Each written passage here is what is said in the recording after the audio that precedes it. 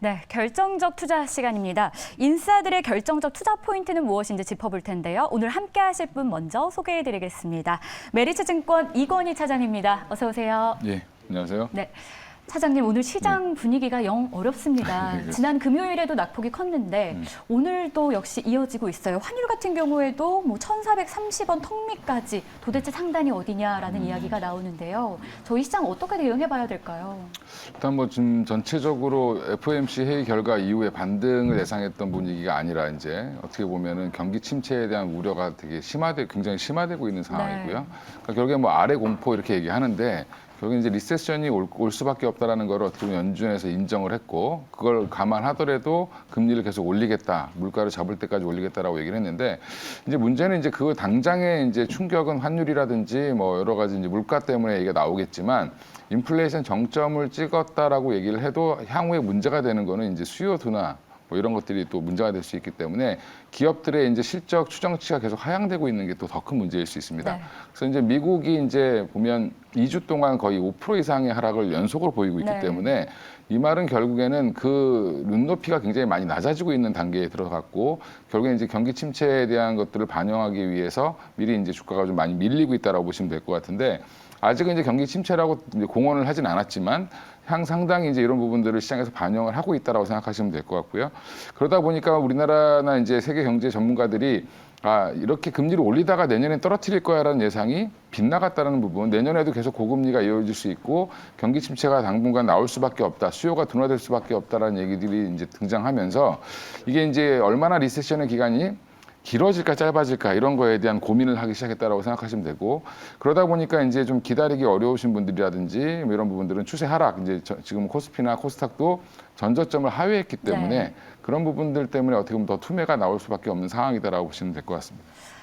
좀 이런 시장이다 보니까 뭐 채팅창에서 개인 투자자분들도 종목 이야기하는 게 좀 어렵지 않냐라고 이야기를 하기도 합니다. 그래서 이번에는 시장 진단을 좀 제대로 해보려고 하는데요. 이 시장에서 신저가를 나타내는 종목들이 지금 속출하고 있어요. 뭐 대표적으로는 삼성전자, 반도체 겨울 오는지도 참 궁금해지는 상황이고 저희 이 삼성전자 어떻게 해야 될까요? 일단 삼성전자 갖고 계신 분들이 대부분 매수가가 아마 한 6, 7만 원대에서 네. 싸도 한 6만 원대, 뭐 비싸면 한 8만 원대까지 있으실 텐데 지금 주가는 계속 밀리고 있는 상황이고 삼성전자는 당분간은 좀 어려울 것 같다라고 지금 대부분 전문가들이 얘기를 하고 있습니다. 네. 그 이유는 결국에는 실적이겠죠. 이제 결국에는 앞으로 좀 전에 말씀드린 것처럼 경기의 이제 경기 둔화, 그다음에 수요의 감소 이런 것들은 결국에는 IT 기업에서 반도체 수요가 줄어들 걸 예상을 하고 있고 지금 대부분의 전문가들이 4분기에는 뭐 메모리 가격이 한 15에서 18% 정도 네. 하락할 걸로 예상을 하고 있기 때문에 이런 것들이 계속 지금 주가에 반영되고 있는 중이고 특별하게 이제 또 매크로 이슈도 지금 호전되지 않기 때문에 대한민국에 대한 어떻게 보면 주가를 팔아야 되는 입장에서는 삼성전자 매도가 더 많아질 수밖에 없는 상황이다라고 보시면 되는데 앞으로 이제 어떤 이제 모멘텀 이제 예전에 올라갔던 이유를 가만히 생각해 보시면 엄청난 유동성으로 올려서 결국엔 그때 삼성전자 발표했던 게 2021년도에는 본격적으로 비메모리를 치고 나가서 결국에는 지금 대만의 업체인 그 TSMC를 잡겠다, 뭐 2등까지 쫓아가겠다, 뭐 매출 비중을 많이 올리겠다라고 얘기를 했는데 사실 결과물이 없었습니다. 네. 많이 크게 결과물이 없었고 오히려 지금 아리백이라든지 이런 것들이 선두적으로 치고 나가고 있는 TSMC는 애플의 물량이라든지 여러 공급사들한테 주문을 받고 있는 상황임에도 불구하고 삼성전자는 아직까지는 이제 그런 비메모리 쪽에서 제대로 이제 모습을 보여주지 못하고 있는 상황. 아마 이제 삼성전자가 반등을 하는 모멘텀이 나오려면 물론 매크로 이슈도 좋아져야 되겠지만 삼성전자 자체 내에서 지금 신사업으로 계획하고 있었던 비메모리 사업 분야가 어떻게 보면은 이제 점유율이 좀 올라갈 수 있는 뭐 좀 특단의 수주라든지 이런 것들이 좀 나와야 될 것 같고요. 지금 한간에 ARM 인수 관련돼서 이게 모멘텀이 될 수 있지 않냐라고 얘기를 하고 있지만 이 부분도 여전히 비용이 엄청나게 들어가는 거기 때문에 뭐 여러 가지 이제 아직은 뭐 긍정적으로 보는 쪽과 부정적으로 보는 쪽이 약간 좀 양분되어 있다라고 생각하시면 될 것 같습니다. 그럼 삼성전자 3분기 실적 발표 후에 저희가 그때 주가 향방이 좀 정해진다라고 봐도 되는 걸까요? 일단은 3분기가 이제 뭐 더 전년 네. 동기 대비해서 처음으로 이제 역성장하는 아마 달이 될 텐데 한 3년 만에 그러면 이제 어떻게 보면 그 주가는 이미 좀 선반영됐다라고 보시면 되고요. 오히려 지금은 이제 4분기에 어떻게 모멘텀이 나올 수 있느냐가 네. 되게 중요할 것 같고 4분기. 예, 그다음에 내년에 사업 계획이 어떻게 될 거냐가 되게 중요한데 이런 부분들이 아마 좀 센세이션한 뭔가 나오지 않는다라고 하면 사실은 지금 당분간 주가는 5만 원에서 6만 원 사이를 왔다 갔다 하는 아주 지루한 네. 흐름을 보일 가능성이 높다라고 저는 개인적으로 생각을 하고 있습니다. 그렇다면 손절이라는 말씀이십니까? 아니면은 저평가 매력이 있어서 좀 지금 잡아야 된다라고 생각하시는 겁니까? 일단 지금은 매수 타이밍은 아닌 것 같고요. 그다음에 손절은 이미 이제 본인들의 몫인데 사실은 여기서 뭐 오래 기다릴 수 없는 네. 분들은 사실 지금 뭐 금리도 올라가고 있고 여러 가지 그렇죠. 어려운 상황이기 때문에 기다리지 못하는 불안감이 있으신 분들은 사실은 어느 정도 비중을 덜어내시는 게 맞을 것 같고요. 네.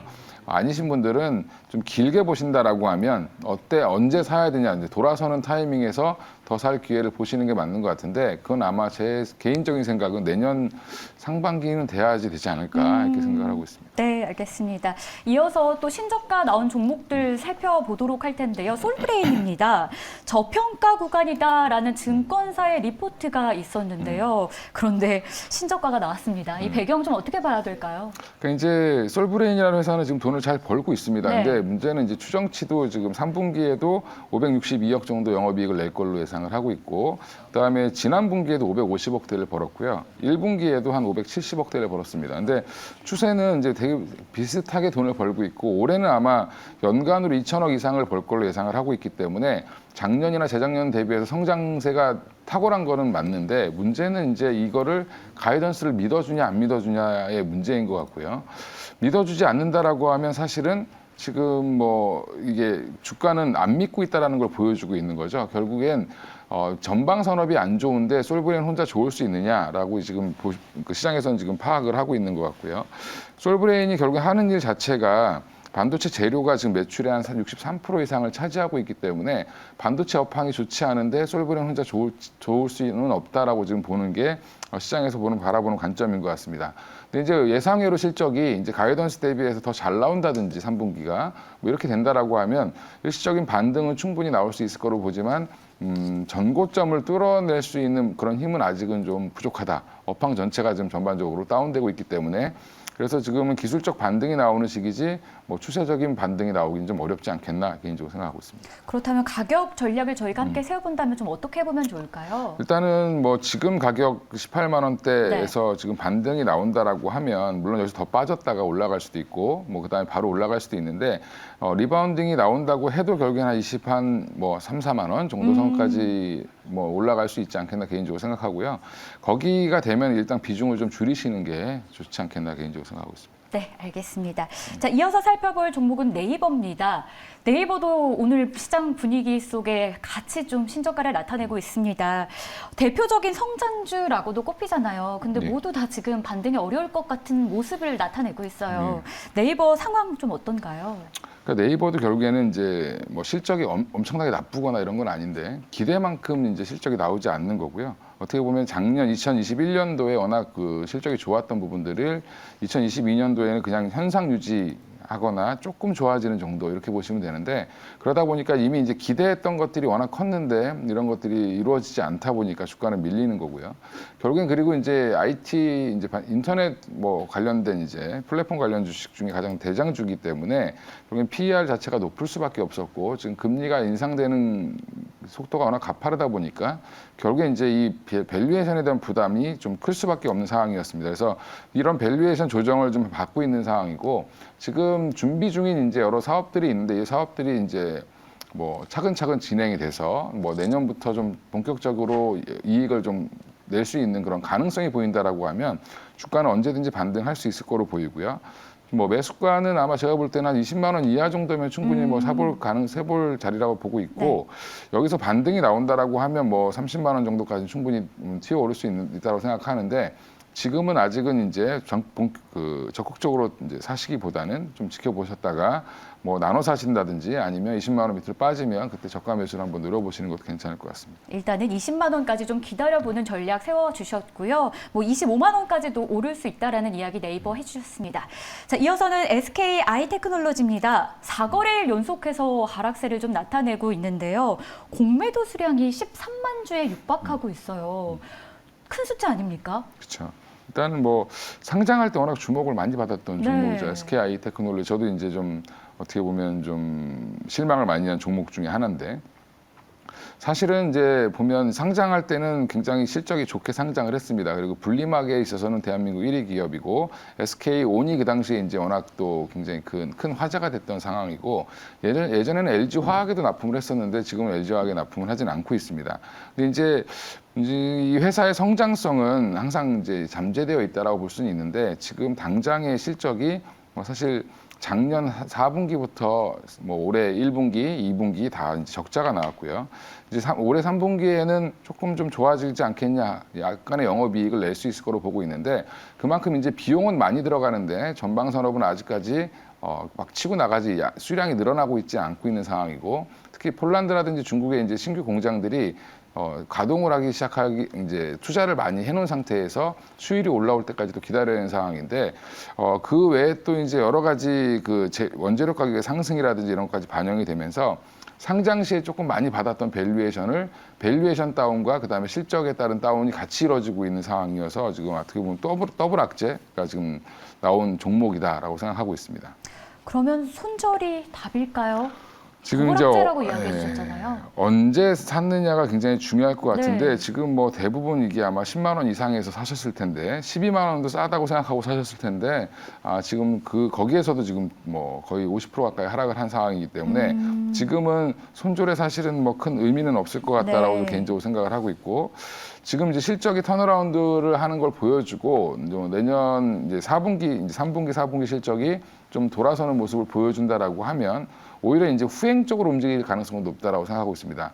근데 결국엔 근데 2차 전지라든지 이런 전방 산업은 워낙 좋은데 그 안에서도 지금 차별화가 이루어지고 있는 거고 그다음에 SK 아이테크놀로지는 좀 밸류에이션을 많이 받았던 기업이다 보니까 그런 부분들이 해소되는 과정이다라고 생각하시면 뭐 저는 지금은 굳이 손절을 하실 필요는 없을 것 같습니다. 신저가 나타나긴 하지만 최근에 시장은 좀 부진하긴 하지만 아직 손절은 아니고 좀 기다려보자라고 이야기해 주셨습니다.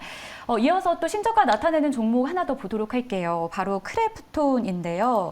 한국 매출이 1.5%가량 감소하고 있습니다. 왜 그런 걸까요? 일단 뭐 크래프톤은 근데 그럼에도 불구하고 지금 네. 돈을 잘 벌고 있는 회사입니다. 아, 그렇습니까? 예. 근데 이제 워낙 이제 상장할 때 어떻게 보면 고밸류를 받았다라고 보시면 되는데 크래프톤이 이제 그래도 대표 IP이 이제 대표 이제 작품이라고 할 수 있죠. 이제 흥행작이라고 할 수 있는 배틀그라운드 관련돼서 5년 연속 매출이 1조 원을 계속 돌파하고 있는 상황이고 일정 부분 이제 국내에서 게임 유저들이 좀 줄어들고 있고 뭐 중국 내에서도 여러 문제가 있다라고 얘기는 하지만 지금 그래도 보면 실적은 그렇게 부러지지 않은 상황입니다. 워낙 이제 올해 1분기에 한 3천억 이상의 영업이익을 내다가 2분기 때부터 한 1,600억대로 줄어들어서 그렇지 연간으로 보면 사실 그렇게 크게 무너지지 않은 상황이라고 보시면 되고요. 그다음에 지금 결국에는 게임 업종들은 지금 추세가 좀 바뀌고 있다. 옛날에 이제 모바일, 이제 인터넷에서, 그러니까 PC에서 모바일로 갔다가 지금 모바일에서 다시 콘솔로 가고 있는 중인데 이 콘솔 게임은 결국에는 이제 유럽이라든지 북미를 대상으로 매출을 올리는 거고요. 특히 이제 PC 같은 경우는 무료로 가입했다가 유료 결제를 계속 유도하는 방식으로 갔다라고 하면 오히려 콘솔은 처음부터 아예 사가지고 게임을 해야 되기 때문에 출시를 해서 잘 팔린다라고 하면 한꺼번에 그러니까 매출이 꽂히는 그런 형태로 바뀌게 되는데 크래프톤이 이제 이런 것들을 이제 올해 9월 29일 얼마 안 남았죠. 이제 문브레이커라는 새로운 신작을 출시를 하고 또 12월 2일에는 이걸 더 주목하고 있는데 그러니까 칼리스토 프로토콜이라고 해서 그러니까 목성의 뭐 네 번째 위성이라고 하는 데서 벌어진 여러 사건 이런 것들을 이제 하고 있기 때문에 좀 기대를 하고 있습니다. 그래서 네.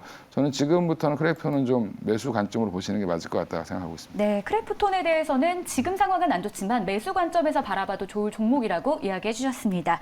자, 저희 지금 시장 상황이 계속 좋지가 않아요. 뭐 반등의 기회를 노려보자라는 생각도 했는데 그런 생각은 할 수 없이 계속 아래쪽으로만 내려가고 있습니다.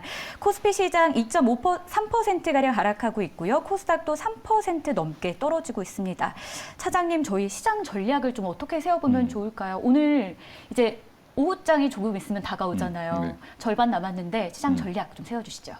지금은 뭐 저는 개인적으로는 지금 뭐 그 손절을 많이 한다든지 이런 네. 날 뭐 급락이 나올 때 오히려 손절을 한다는 건 어떻게 보면은 좀 저가입할 수 있는 네. 잘못하면 물론 이제 저는 개인적으로 코스피 지수는 한 2200선을 한번 트라이 할 걸로 보기 때문에 추세가 한번 무너졌다, 전저점이 깨졌기 때문에 추세 하락은 좀 더 나올 수 있다라고 보고 있고요.